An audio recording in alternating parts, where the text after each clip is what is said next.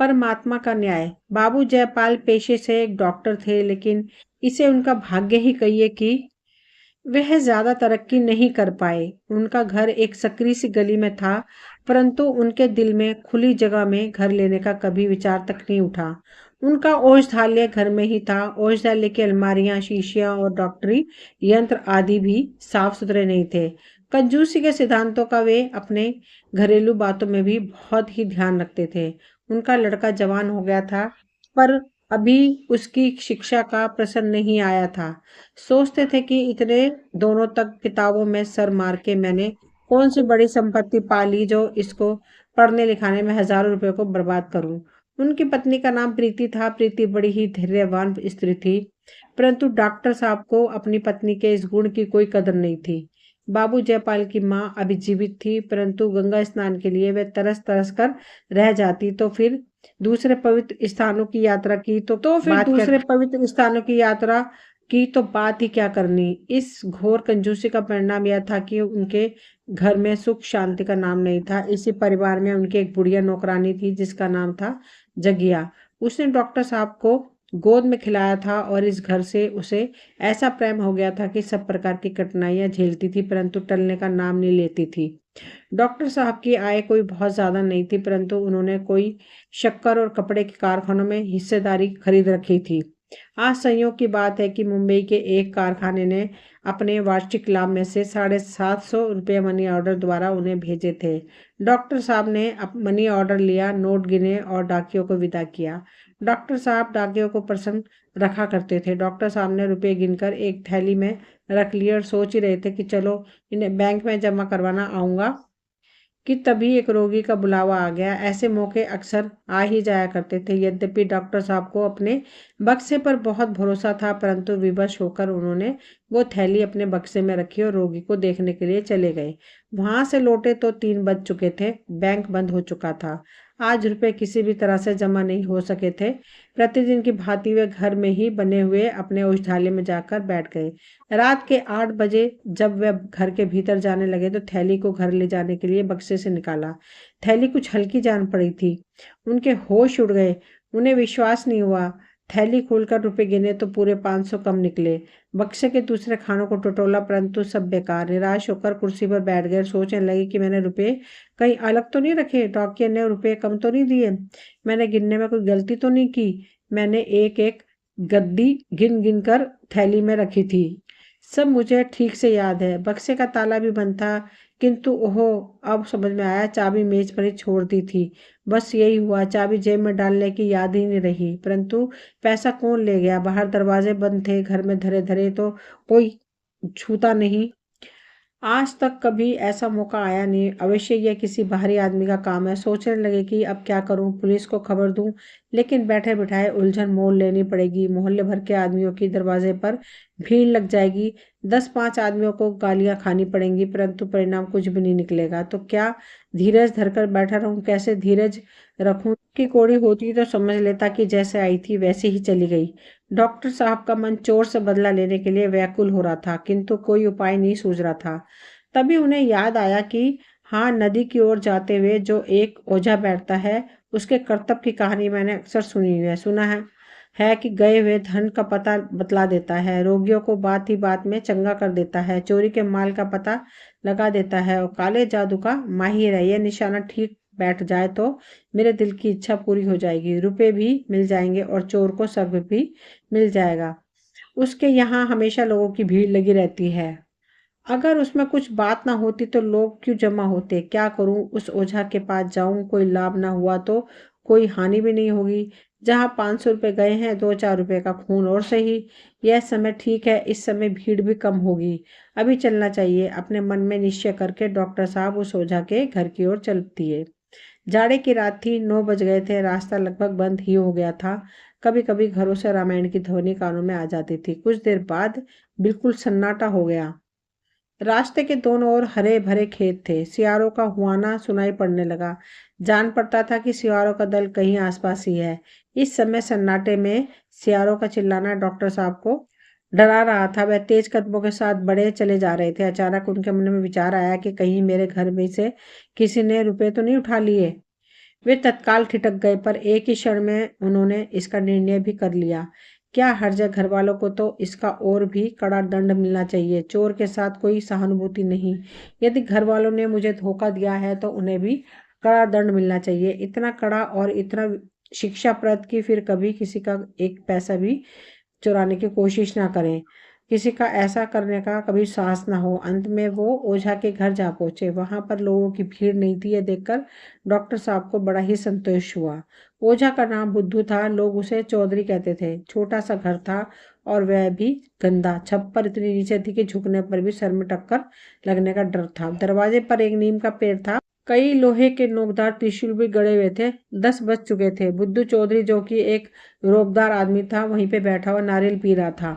बोतल और गिलास भी उसके सामने रखे हुए थे। बुद्धू ने डॉक्टर साहब को देखकर तुरंत बोतल छिपा ली। घर से एक बुढ़िया निकल कर आई और डॉक्टर साहब को बिठाया गया। डॉक्टर साहब ने कुछ छेपते हुए सारी घटना क्या सुनाई। बुद्धू ने कहा, हुजूर, ये कौन सा बड़ा काम है। इस इतवार को दरोगा जी की घड़ी चोरी हो गई थी। बहुत तहकीकात की, परंतु कुछ पता नहीं चला। मुझे बुलाया, मैंने बात की। बाद में ही पता लगा लिया कि 5 का इनाम भी मिला। कल की बात है, जमींदार साहब की घोड़ी खो गई थी। चारों तरफ दौड़ते फिरते थे। मैंने ऐसा पता लगाया कि घोड़ी चरती हुई मिल गई। इस विद्या की बदौलत ही मेरा सम्मान होता है। डॉक्टर को दरोगा और जमींदार की चर्चा अच्छी नहीं लगी। वे बोले, मैं केवल चोरी का पता लगाने नहीं चाहता, मैं चोर को सजा भी देना चाहता हूँ। बुद्धू ने एक क्षण के लिए आंखें बंद की जमाई ली, चुटकियां बजाई, फिर कहा, यह घर के ही किसी आदमी का काम है। डॉक्टर साहब बोले, कुछ परवाह नहीं, चाहे कोई भी हो। बुद्धू बोला, पीछे से कोई बात बने या बिगड़े तो हुजूर हम ही को बुरा कहेंगे।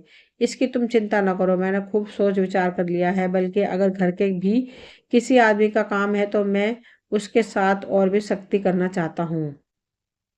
बाहर का आदमी मेरे साथ धोखा करे तो मैं क्षमा कर दूंगा, परंतु घर के आदमी को मैं किसी प्रकार से क्षमा नहीं कर सकता। तो हुजूर क्या चाहते हैं? बस यही कि मेरे रुपये मिल जाएं और चोर किसी बड़े कष्ट में पड़ जाए। काले जादू का मारक मंत्र चला देना। बुढ़िया ने कहा, ना बेटा ना, मारक मंत्र न चलाना, ना जाने कैसी पड़े और कैसी ना पड़े। डॉक्टर साहब ने कहा, तुम मारक मंत्र चला दो, इसका जो कुछ भी खर्चा और इनाम होगा मैं तीनों को तैयार हूँ। बेटा, मैं फिर से कहती हूँ, मारक मंत्र के फेर में मत पड़ना। कोई जोखिम की बात आ गई तो वहीं बाबूजी फिर से तेरे सिर होंगे और तेरे बनाए हुए कुछ ना बनेगा। क्या मैं जानती नहीं कि मारक का उतार कितना कठिन है? हाँ बाबूजी, एक बार फिर अच्छी तरह से सोच लीजिए। मारक मंत्र तो मैं चला दूंगा, लेकिन उसको उतारने का जिम्मा मैं नहीं ले सकता। अभी कह तो दिया, मैं तुमसे उतारने को नहीं कहूंगा। चलाओ भी तो। बुद्धू ने कुछ आवश्यक सामान की एक लंबी सी सूची बनाई। डॉक्टर साहब ने सामान की अपेक्षा रुपए देना ही उचित समझा। बुद्धू राजी हो गया। डॉक्टर साहब चलते चलते बोले, ऐसा मंत्र चलाओ कि सवेरा होते होते चोर मेरे माल को लिए हुए आ जाए। आप निश्चित रहें सरकार। डॉक्टर साहब वहां से चले तो 11 बजे थे। जाड़े की रात थी, कड़ाके की ठंड थी। उनकी माँ और पत्नी दोनों बैठी हुई उनकी राह देख रही थी। जगिया वहीं पे बैठी हुई थी। वह बार बार उठकर अपनी अंधेरी कोठरी में जाती, आले पर कुछ टटोल कर देखती और फिर अपनी जगह पर आ जाती। बार बार पूछती, कितनी रात हो गई है, जरा भी खटका होता तो चौंक पड़ती। आज डॉक्टर साहब ने आने में इतनी देर लगाई, इसका सबको ही आश्चर्य था। ऐसे मौके बहुत ही कम आते थे कि रोगियों को देखने के लिए उन्हें रात में जाना पड़ता था। मित्रों के साथ उनका कोई मेलजोल नहीं था। माँ ने कहा, जाने कहाँ चला गया, खाना बिल्कुल ठंडा हो गया है। पत्नी बोली, आदमी जाता है तो कहकर तो जाता है, आधी रात से ऊपर हो गई है। माँ बोली, कोई ऐसी अटक हो गई होगी, नहीं तो वो कब घर से बाहर निकलता है। मैं तो अब सोने जाने चाहती हूँ। उनका जब भी जी चाहे वो आए, कोई सारी रात बैठा पहरी तो नहीं देगा। यही बातें हो रही थी कि डॉक्टर साहब घर आ पहुंचे। प्रीति संभल कर बैठ गई। जगिया उठकर खड़ी हो गई और उनकी और सहमी आंखों से देखने लगी। माँ ने पूछा, आज इतनी देर क्यों लगा दी? डॉक्टर साहब ने कहा, तुम लोग तो सुख से बैठी हो ना, हमें देर हो गई इसकी तुम्हें क्या चिंता। जाओ सुख से सो जाओ। इन ऊपरी दिखावटी बातों से मैं धोखे में नहीं आऊंगा। तुम लोगों को मौका मिले तो गला दो। माँ ने दुखी होकर कहा, बेटा ऐसा जी दुखने वाली बातें क्यों करते हो? घर में तुम्हारा कौन दुश्मन है जो तुम्हारा बुरा चाहेगा? मैं किसी को अपना मित्र नहीं समझता। सभी मेरे बैरी हैं, मेरी जान के दुश्मन है। नहीं तो क्या आंख झपके ही मेरी मेज से 500 उड़ जाते। दरवाजे बाहर से बंद थे, कोई गैर आया नहीं। तो रुपए कहाँ पर गए? जो लोग इस तरह से मेरा गला काटने पर उतारू हों, क्या मैं उन्हें अपना समझूं? मैंने खूब पता कर लिया है, अभी एक ओझे के पास से चला आ रहा हूँ। उसने साफ कह दिया कि घर के ही किसी आदमी का काम है। अच्छी बात है, जैसी करनी वैसी भरनी। मैं भी बता दूं कि मैं भी अपने बैरियों का शुभचिंतक नहीं हूँ। यदि बाहर का आदमी होता तो शायद मैं उसे जाने देता, परंतु जब घर के ही आदमी, जिनके लिए मैं दिन रात चक्की पीसता हूँ, मेरे साथ ऐसा धोखा करें तो वे इसी योग्य है कि उनके साथ बिल्कुल भी रियायत न की जाए। देखना सवेरा होने तक चोर का क्या हालत होगी। मैंने ओझा को कहकर काले जादू का मार मंत्र चलवा दिया है। मारक मंत्र चला और उधर चोर के प्राण संकट में पड़े। जगिया घबराकर बोली, भैया, मारक मंत्र में तो जान का भी जोखिम होता है। चोर की यही सजा है कि ओझे ने चलाया है? बुद्धू चौधरी ने। अरे राम राम, उसके मारक मंत्र को तो उतार भी नहीं है। डॉक्टर अपने कमरे में चले गए तो माँ ने कहा, इतने रुपयों में तो मेरे सातों तीर्थ धाम हो जाते। प्रीति बोली, कंगन के लिए बरसों से झिकझिक कर रही हूँ। अच्छा हुआ मेरी आहा पड़ी होगी। रात का 1 बजा था। डॉक्टर बाबू स्वप्न देख रहे थे कि अचानक प्रीति ने आकर कहा, जरा जल्दी चलकर देखिए जगिया का क्या हाल हो रहा है। जान पड़ता है जी बैठ गई है, कुछ बोलती ही नहीं है, आंखें पतरा गई हैं। डॉक्टर साहब चौंक कर उठ बैठे, तब बोले, क्या कहा? जगिया को क्या हो गया है? प्रीति ने फिर से जगिया का हाल बताया। डॉक्टर के मुख पर हल्की सी मुस्कुराहट दौड़ गई। बोले, जिसकी इच्छाएं कभी पूरी ना हुई हों, जिसकी नीयत बिगड़ भी जाए तो कौन सी हैरानी की बात है। वे उसी समय औषधालय में गए। होश में लाने की जो भी अच्छी अच्छी दवाइयां थी उनको मिलाकर एक नई औषधि बना ली, जगिया के गले में उतार दी, परंतु कुछ लाभ न हुआ। जगिया को होश में लाने के यत्न किए जाने लगे। थोड़ी देर बाद जगिया की आंख खुली। उसने सहमी दृष्टि से डॉक्टर साहब को देखा और उखड़े हुए स्वर में बोली, हे राम, कलेजा फूका जाता है। अपने रुपए ले लो, आले पर एक हांडी में है। तुझे अंगारों से मत जला, मैंने तो रुपए तीर्थ करने के लिए चुराए थे। क्या तुझे तरस नहीं आता? मुट्ठी भर रुपयों के लिए मुझे आग में जला रहा है। मैं तुझे ऐसी ना समझती थी। हाय राम, यह कहते हुए बुढ़िया फिर से बेहोश हो गई। नाड़ी बंद हो गई, होठ नीले पड़ गए, शरीर के अंगों में खिंचाव होने लगा। डॉक्टर साहब ने दीन भाव से प्रीति की ओर देखा और बोले, मैं तो अपने सारे उपाय कर चुका हूँ, अब इसे होश में लाना मेरे बस की बात नहीं है। मुझे नहीं पता था कि यह भागा मारक मंत्र इतना घातक हो सकता है। कहीं इसकी जान पर बन गई तो जीवन भर पछताना पड़ेगा। आत्मा की ठोकरों से कभी छुटकारा न मिलेगा। क्या करूं? बुद्धि कुछ काम नहीं कर रही है। प्रीति बोली, किसी सिविल सर्जन को बुला लाओ, हो सकता है वे कोई दवा दे दे। डॉक्टर साहब बोले, सिविल सर्जन इससे अधिक कुछ नहीं कर सकता जो मैं कर चुका हूँ। हर घड़ी इसकी दशा गिरती जाती है। न जाने हत्यारे ने कौन सा मंत्र चला दिया है। उसकी माँ मुझे बहुत समझती रही, परंतु मैंने क्रोध में उसकी बातों की जरा भी परवाह नहीं की। हर घड़ी इसकी दशा गिरती जाती है। न जाने हत्यारे ने कौन सा मंत्र चला दिया। उसकी माँ मुझे बहुत समझाती रही, परंतु मैंने क्रोध में उसकी बातों की जरा भी परवाह नहीं की। डॉक्टर साहब की माँ बोली, बेटा, तुम उसी को बुलाओ जिसने ये मंत्र चलाया है। वही कुछ कर सकता है। कहीं ये मर गई तो हत्या का सर हमारे सर पे पड़ेगा, पूरे परिवार का नाश हो जाएगा।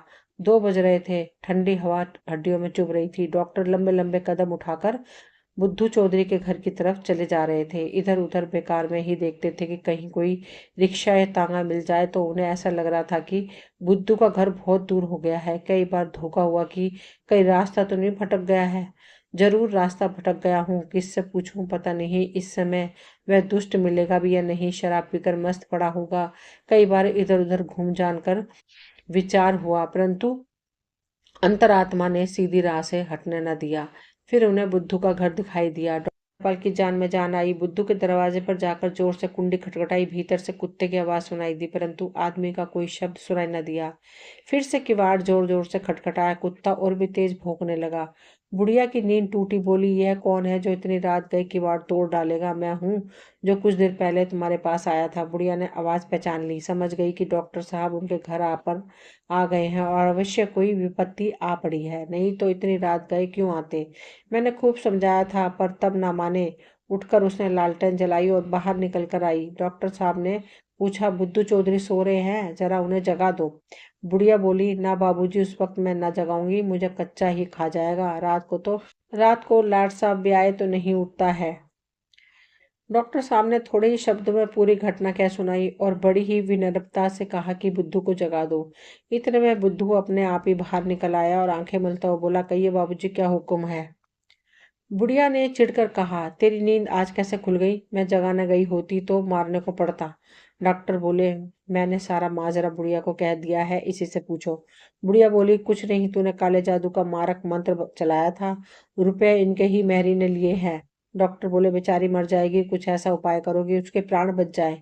यह सुनकर बुद्धू बोला, यह तो अपने खूब सुनाई, मारक मंत्र को फेरना आसान नहीं। बुढ़िया भी बोली, बेटा जान का जोखिम है, क्या तू जानता नहीं, कहीं फेरने वाले पर ही उल्टा पड़े तो जान बचानी कठिन हो जाएगी।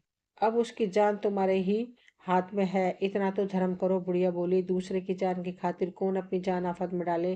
तुम दिन रात यही काम करते हो, तुम्हें सब दाव पेच मालूम है, मार भी सकते हो और बचा भी सकते हो। मेरा तो इन बातों पे बिल्कुल भी विश्वास नहीं था, लेकिन तुम्हारा कमाल देखकर मैं दंग रह गया।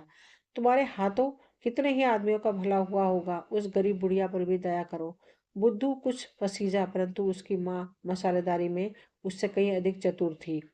डर गई, कहीं बुद्धू नरम होकर मामला न बिगाड़ दे। उसने बुद्धू को बोलने का अवसर ही नहीं दिया। बोली, यह सब तो ठीक है, पर हमारे भी बाल बच्चे हैं, ना जाने कैसी आफत में हम पड़ जाएं।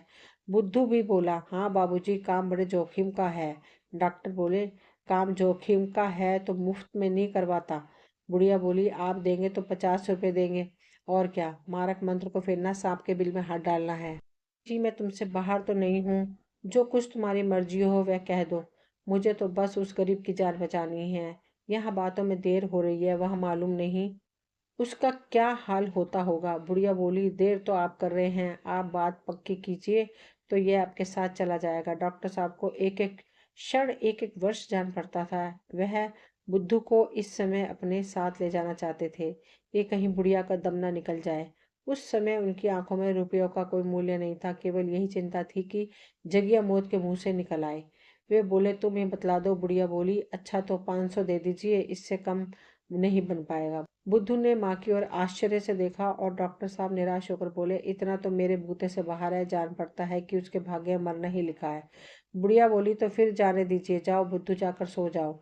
डॉक्टर बोले, माता इतनी निर्दयी मत बनो, आदमी आदमी के काम आता है। तभी बुद्धू बोला, नहीं बाबूजी, मैं हर तरह से आपका काम करने को तैयार हूँ, अगर कुछ कम भी देंगे तो मैं चलेगा।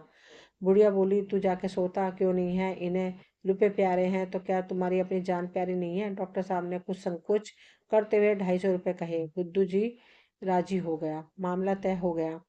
डॉक्टर साहब उसे अपने साथ लेकर घर की ओर चल दिए।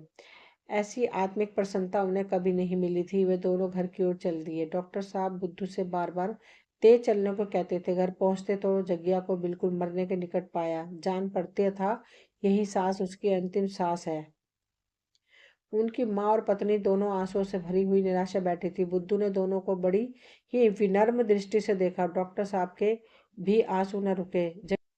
जग्गिया की ओर झुके तो आंसू की दो बूंदें उसके मुरझाए हुए पीले चेहरे पर भी टपक पड़ी। उस हालत को देखकर बुद्धू सजग हो गया। जग्गिया की देह पर हाथ रखते हुए बोला, अब मेरे किए से कुछ नहीं हो सकता, यह तो दम तोड़ रही है। डॉक्टर साहब ने गिड़गिड़ाते हुए कहा, नहीं चौधरी, ईश्वर के नाम पर अपना मंत्र चलाओ, इसकी जान बच गई तो सदा के लिए तुम्हारा गुलाम बन जाऊंगा। बुद्धू बोला, आप मुझे जानबूझकर जहर खाने को कहते हैं। मुझे मालूम ना था कि काले जादू के देवता इस वक्त अपने गर्म हैं। वे मेरे मन में बैठे कह रहे हैं, तूने मेरा शिकार छीना तो मैं तुझे निगल जाऊंगा। डॉक्टर बोले, देवता को किसी तरह से राजी कर लो। राजी करना पड़ा ही कठिन है। 500 दीजिए तो इसकी जान बचे। उतारने के लिए बड़े बड़े जतन करने पड़ेंगे। 500 दे दूंगा तो क्या जान बच जाएगी? हाँ बिल्कुल, शर्त के साथ। डॉक्टर साहब जल्दी से बिजली की तरह लपक कर अपने कमरे में से 500 की थैली लाकर बुद्धू के सामने रख देते हैं। बुद्धू ने विजय की दृष्टि से थैली को देखा, फिर जगिया का सर अपनी गोद में रखकर उस पर हाथ फेरने लगा। कुछ बुदबुदाया, कुछ शू शू करता जाता था। एक ही क्षण में उसकी सूरत डरावनी हो गई, लपटे से निकलने लगी, बार बार अंगड़ाइयां लेने लगा। इसी दशा में एक बेसुरा सा गाना आरंभ किया, पर हाथ जगिया के सर पर ही था। अंत में करीब आधा घंटा बीतने पर जगिया ने आंखें खोली, जैसे बुझते हुए दिए में तेल पड़ गया हो। धीरे धीरे उसकी दशा अब सुधरने लगी थी। उधर सुबह के पहले किरण निकली और जगिया की एक अंगड़ाई लेकर उठ बैठी। 7 बजने को हुए तो जगिया फिर से एक मीठी मीठी नींद सो गई थी। उसकी दशा अब निरोगी लग रही थी। बुद्धू रुपयों की थैली लेकर चला गया। डॉक्टर साहब की माँ ने कहा, बात ही बात में 500 रुपये मार कर ले गया। यह क्यों नहीं कहते कि वे एक मुर्दे को जिंदा कर गया? क्या उसके प्राणों का इतना भी मूल्य नहीं? माँ ने कहा, देखो आले पर हैं, 500 या नहीं? डॉक्टर साहब ने कहा, नहीं, उन रुपयों को हाथ मत लगाना, उन्हें वहीं पर पड़े रहने दो। जगिया ने तीर्थ करने के वास्ते लिए थे, अब उसी काम में लगेंगे। माँ ने कहा, यह सब उसी के भाग्य के थे। डॉक्टर साहब बोले, उसके भाग्य के तो 500 ही थे, बाकी मेरे भाग्य के थे। उसकी बदौलत मुझे जो शिक्षा मिली है वह जिंदगी भर ना भूलेगी। तुम मुझे अब किसी भी जरूरी काम में मुट्ठी बंद करते हुए न पाओगी। इस घटना के बाद से डॉक्टर साहब का मन बिल्कुल बदल चुका था। वे अब एक कंजूस आदमी नहीं थे। दोस्तों, ये कहानी यहीं पे ख़त्म होती है।